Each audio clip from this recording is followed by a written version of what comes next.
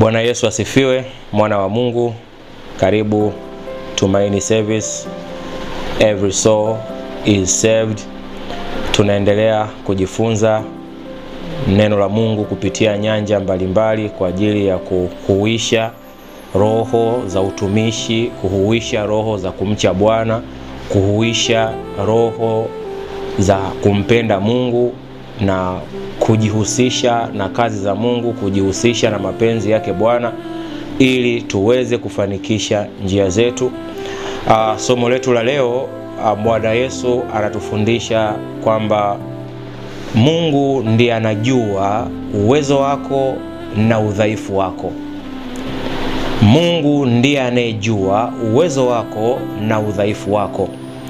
Tukirejea kwenye kile kitabu cha Yeremia, ile sura ya kwanza, Mungu alipokuwa anamfuata Yeremia kwa habari ya wito, alimwambia, tukitazama sura ya kwanza ule mstari wa 5, Mungu anasema, kabla sijakuumba katika tumbo nalikujua, na kabla hujatoka tumboni nalikutakasa, nimekuweka kuwa nabii wa mataifa. Kwa hiyo kabla Mungu hajakufanyia uumbaji wa kiroho, hajakufanyia uumbaji wa kimwili, alikujua. Kwa hiyo kwa sababu yeye ndiye aliyekuumba, anajua nguvu zako, anajua udhaifu wako.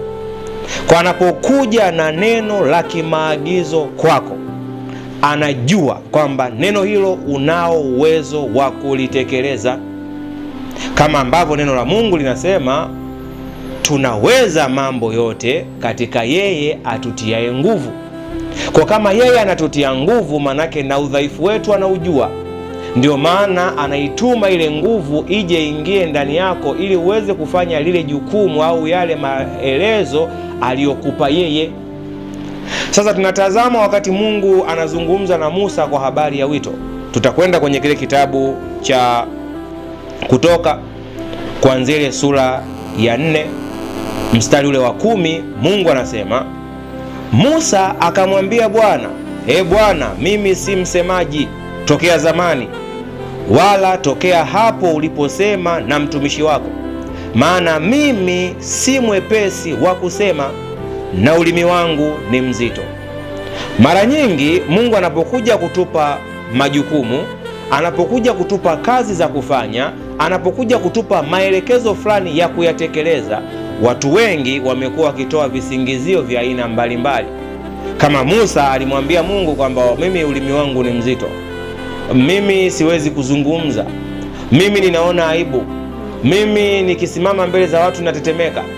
Lakini Bwana akamweleza Musa kitu cha muhimu sana. Bwana akamwambia, ni nani aliyekifanya kinywa cha mwanadamu? Au ni nani afanyaye mtu kuwa bubu au kiziwi au mwenye kuona au kuwa kipofu? Si mimi Bwana? Basi sasa enenda, nami nitakuwa pamoja na kinywa chako na kukufundisha utakalolinena. Kwa hiyo ili mradi ni kwamba una uhakika kiimani kwamba aliyekutuma ni Mungu, aliyekuita ni Mungu, aliyekuelekeza ni Mungu. Anachokitaka ni kwamba chukua hatua ya kiimani kufanya ulichoambiwa kufanya, kwa sababu uwezo na udhaifu wa kwako yeye anaujua. Ndio maana akamwambia Musa hapo, nani aliyekuumba? Au nani aliumba hawa mabubu? Nani aliumba vipofu? Nani aliumba walemavu? Nani aliumba watu wanaotetemeka? Nani aliumba watu waoga? Tukirejea kwenye kitabu cha Waamuzi pia tutaona wakati Mungu anamwita mtu aitwaye Gideoni, ile Waamuzi sura ya 6, tutaona pale wakati Mungu anamwelekeza Gideoni, Bwana wakati anazungumza na Gideoni, neno la Mungu linasema sura ya 6 kuanzia ule mstari wa 13, Gideoni akamwambia, Bwana wangu, ikiwa Bwana yu pamoja nasi, mbona mambo haya yote yametupata? Yako wapi matendo yake ya ajabu waliotuhadithia baba zetu, wakisema, je, siye Bwana aliyetuleta huku kutoka Misri? Ila sasa ametutupa, naye ametutia katika mikono ya Midiani. Ukitazama Gideoni alikuwa anaongelea eneo la udhaifu. kwamba kulikuwa kuna mambo mengi tumesimuliwa na wazazi kwa maana ya ukuu wa Bwana, lakini sasa tunajiona sisi ni wanyonge, tunajiona sisi hatuna nguvu ya kutenda kulingana na yale maelekezo alikuwa Gideoni amepewa na malaika wa Mungu kwenda kuyatekeleza kwa habari ya kuikomboa Israeli. Lakini Mungu anamjibu sasa kwenye ule mstari unaofuata. Bwana anamwambia mstari wa 14, Bwana akamtazama akasema, enenda kwa uwezo wako huu ukawaokoa Israeli na mkono wa Midiani. Je, si mimi niliyekutuma?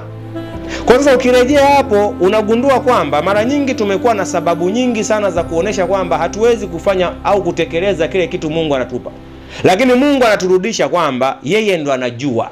Ndio maana akamwambia hapo Gideoni, nenda kwa uwezo huu ulionao, kwa sababu uwezo ulionao hautegemei mazingira unayoyaona wewe au unavyojitazama wewe, unategemea aliyekutuma. Ndio maana anamwambia hapo kwamba sio mimi niliyekuamuru, mimi niliyekuamuru ndio ninajua nguvu na udhaifu wako.